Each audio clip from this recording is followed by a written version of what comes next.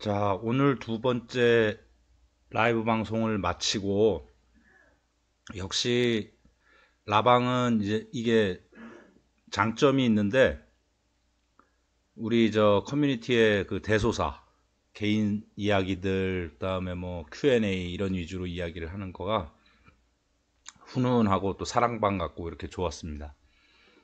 그런데 이제 어떤 그 한 가지 이야기를 집중적으로 할 수 있는 것은 라이브 방송은 조금 취약한 것 같아요. 그래서 이제 이 라이브 방송은 제가 이제 계속 자주 열 건데 주말에도 열게요. 내일이나 시간 되는 대로 또 한번 준비를 하겠습니다. 그리고 어, 오늘 제가 그 어제 라이브 방송에서 말씀하셨던 구독자분들께서 투자할 때 무슨 책이 좀 좋냐 이런 거 이제 차트 분석하는 책을 위주로 좀 질문을 하셨는데 제가 투자하는 책은 이렇게 책이 마땅한 게 없다 이런 답을 드렸었는데 그래도 제가 좀 생각을 해봤습니다. 그래서 투자 철학에 관련된 책을 좀 오늘 소개해 드릴게요.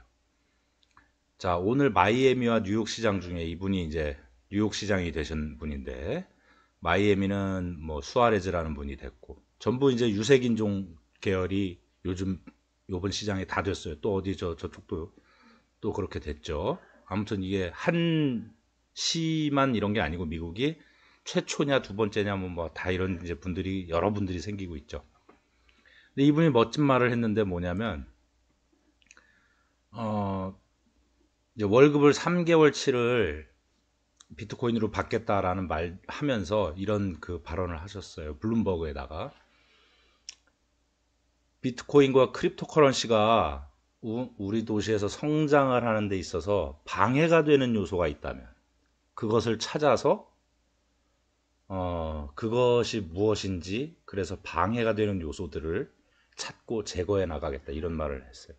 그러니까 이게 우리 정치인들이랑은 조금 좀 다른 정치 1번지의 어떤 그 모습인 것 같습니다.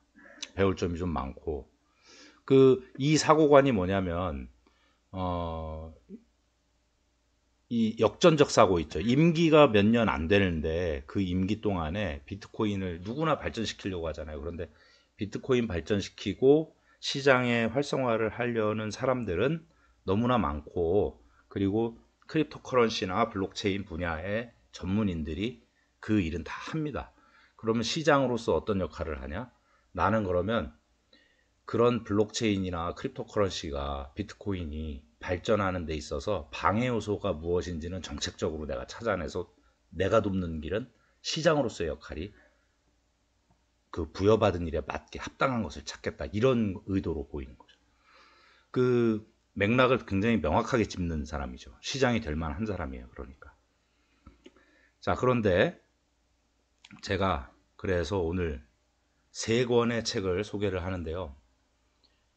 게데레 셔바흐라는 책이 있고 왼쪽에 그리고 이 게데레 셔바흐는 이제 사람 이름입니다. 셋이 그 건축가, 미술가, 뭐 음악가 이렇게 유명한 일가를 이룬 장인이죠.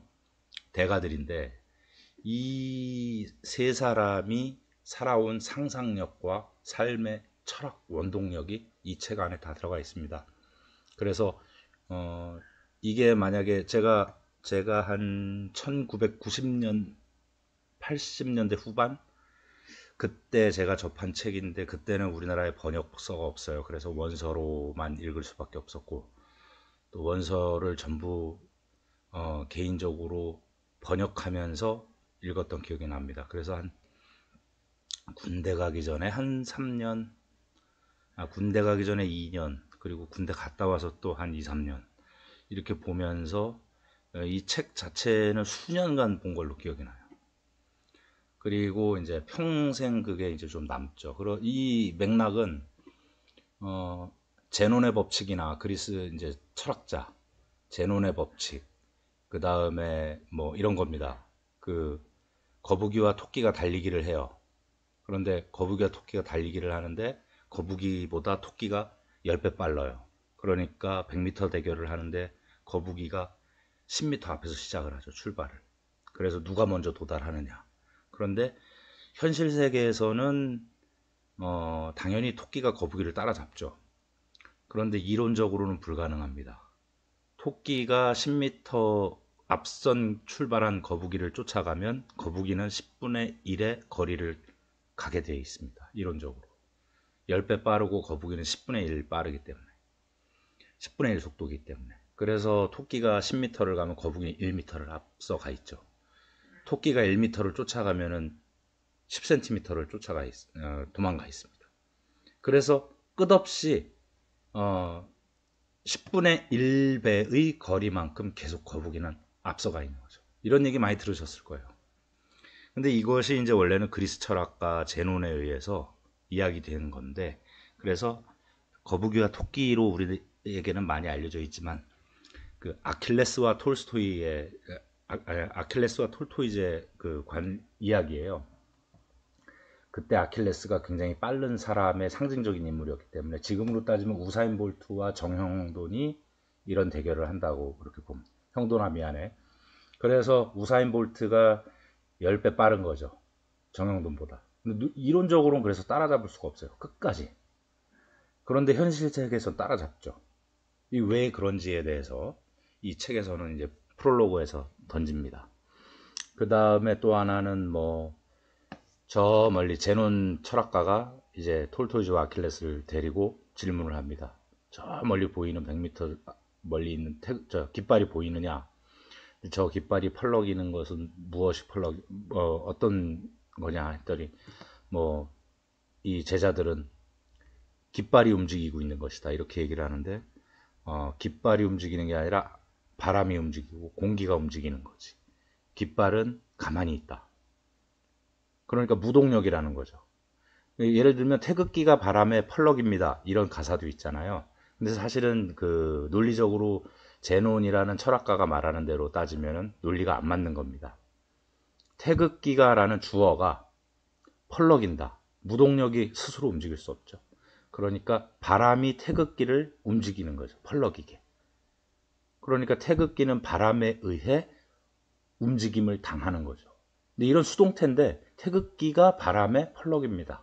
이 말은 태극기가 주체고 주체가 스스로 움직이고 있다는 뜻이잖아요. 그러니까 이런 그 논리적 싸움을 하는 겁니다. 그리고 이 책의 앞에 표지 같은 경우 보면은 빛을 투영하면 이 나무 조각의 페임에 따라서 이쪽에서 보면 G라는, 그리고 이쪽에서 E, 이쪽에서는 B, 이런 그 활자가 생겨나요. 그러니까 이런 것들에 대한 사고관의 총체적인 상상력을 각도에 따라 다르게 사고할 수 있는 이런 철학적 투자 마인드에 아주 도움이 되는 책이 됩니다. 한번 평생 최애에 안 읽으신 분은 책을 추천을 해드립니다. 그리고 80일간의 세계 일주는 수학적 서사의 결정판. 그러니까 보통 인문학적 그 이야기를 수학적 서사로 풀어냅니다. 이 주일 베른의 작가가, 그래서 모르시는 분 없잖아요. 그리고 읽은 분들도 많을 텐데. 이거 보통 청소년기에 필독서 이러한 추천도서잖아요. 그런데 제가 볼 때는 청소년이나 그 어린이가 읽기에는 그 느끼는 점이 훨씬 더 성인이 읽어야지 많은 걸 느낄 수 있는 책이라고 생각을 합니다. 투자자에게 얼마나 좋은 그 중요한 모멘텀을 주냐면요. 예를 들면 질베르는 이런 사람입니다. 모든 스토리를 기술할 때 만약에 시적으로, 그다음에 인문학적으로 표현하면 저 멀리 태양이 산을 넘어가고 산은 어스름해지고 이런 식으로 표현을 하잖아요. 그리고 바람이 일렁이고 있다. 만약에 이런 문장이 있고 시작을 한다 이러면은 질베르는 절대 그렇게 표현하지 않습니다. 몇 년, 몇 월, 며칠 이런 식으로 표현하는 것도 그렇게 안 하고요. 태양이 저 산을 올해 넘어간 지는 150번째. 그러니 30일로 따져서 나누면은 5개월이잖아요. 그러면은 150번째 넘어간 거니까 이 사람은 수치로 그걸 표현해요.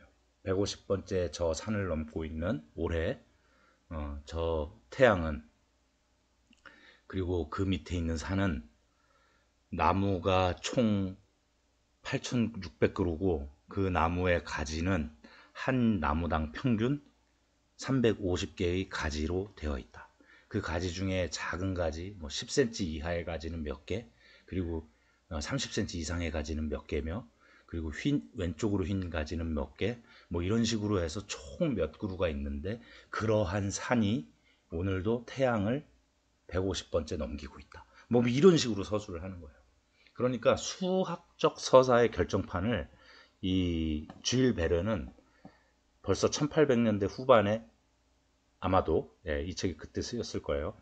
이 책을 읽다 보면 어떤 생각이 드냐면, 뉴스레터나 애뉴얼 리포트나 이런 것들을 써야 되는 사람들 있죠, 직장에서. 그런 경우, 저도 그런 경험을 했는데, 줄 베른이 돼서 내가 줄 베른처럼 수사를 발휘해서 기록을 하는 사람이 되면 엄청난 효과를 가져옵니다. 그러니까 팩트 기반 사고의 일관성을 보여줘요. 그래서 이런 부분을 줄 베른처럼 생각하는 부분, 그 다음에 괴델이나 애셔, 바흐처럼 생각하는 부분, 이런 것들을 다양하게 가질 수 있습니다. 그리고 또 한 가지는 마징가 제트의 지하 기지를 건설하라. 이것은 이제 어떤 이야기를 드리는 거냐면, 마징가 제트의 지하 기지가 수영장이 갈라지면서 물이 쫙 쏟아지면서 마징가가 올라가야 되잖아요. 그런데 마징가가 출동하기 전에 수영장에 가득한 그 물의 총량이, 말하자면 마징가가 그 경납고가 수영장이 경납고로 반 갈라지면서 물이 다 떨어져 내리려면 그 속도가 이를테면은 막 30분이 걸리고 이러면 마징가가 출발하는데 너무 오래 걸리잖아요. 바로 나가기 위해서 만약에 경납고가 갈라지면서 수영장 물이 다 빠지는데 70초가 필요하다. 그럼 70초 동안 그 수영장에 잠겨있던 물이 다 빠져나와야 돼요. 그러려면 밑에 공간이 수치적으로 계산돼야 되겠죠. 그리고 마징가가 출동하는 거죠. 처리가 조종해서. 그러니까 마징가는 로봇 공학 쪽에서 만드는데, 실제로 이게 2위인가 3위인가 건설사가 일본의 정말 2위, 우리나라로 따지면 현대건설 이런 데가 마징가는 로봇 공학자들이 다 만들 테니 만든다고 가정하에 우리는 마징가의 그 출동 경납고 수영장을 만들 수 있는지를 실험한다 해가지고 실제로 도면하고 모든 가능성을 다 발휘해서 가능하게 만든 그 과정입니다. 그래서 이제 그 사람들이, 이 건설사가 실제로 자기네가 아파트 짓고 분양받고 분양가에다가 돈 벌고 이러는 것만 해야 되는 우리나라 건설사랑은 다르죠. 그래서 이제 2탄으로 은하철도 999는 누군가가 철도 기차 업체가 만들 테니까 우리는 레일을 하늘로 날려보낼 수 있는 기차를, 레일 연구를 하자 해서 건설사가 해야 되니까 그 연구를 또 2탄으로 한 겁니다. 실제로 한 겁니다, 이건. 그래서 가능하게 만든 거예요. 분석도 가능하고 가능합니다, 실제로. 단지 마징가와 기차만 만들면 되는 겁니다. 하늘로 날 수 있는. 이런 이야기인데, 자, 이건 마찬가지입니다. 이제 다시 돌아가면 이 뉴욕시티의 메이어가, 시장이 말한 것을 우리는 환기시킬 필요가 있어요. 내가 무엇을 할 수 있는 역할에 따라서 내가 할 일을 발언을 하죠. 나는 비트코인을 발전시키는 사람이 아니고 블록체인을 갖다 활성화시키는 사람이 아니고 연구하는 사람이 아니잖아요. 이 사람은 시장으로서 정책으로 비트코인이 활성화될 수 있는 정책 기반을 만드는 사람이니까 그것을 방해하는 정책이 있다면 그것을 걸러내고 법안을 상정시키고 이런 어떤 행정적인 업무를 하겠다라는 이야기입니다. 마치 마징가의 경납고를 내가 만드는 사람이니 나는 경납고에 치중하겠다. 은하철도 999의 레일을 만드는 사람을 내가 자처하겠다. 이런 어떤 상상력과 다르지 않다고 봅니다. 그래서 이 세 권의 책을 소개를 해드리고요. 그래서 결국 투자 마인드는 차트를 볼 때도 분석할 때도 이 같은 맥락이 연결이 될 수 있는 상상력이 필요하다. 이렇게 말씀드립니다. 질문하셨던 분이나 시간이 되시는 분들은 읽어보시면 좋을 것 같아요.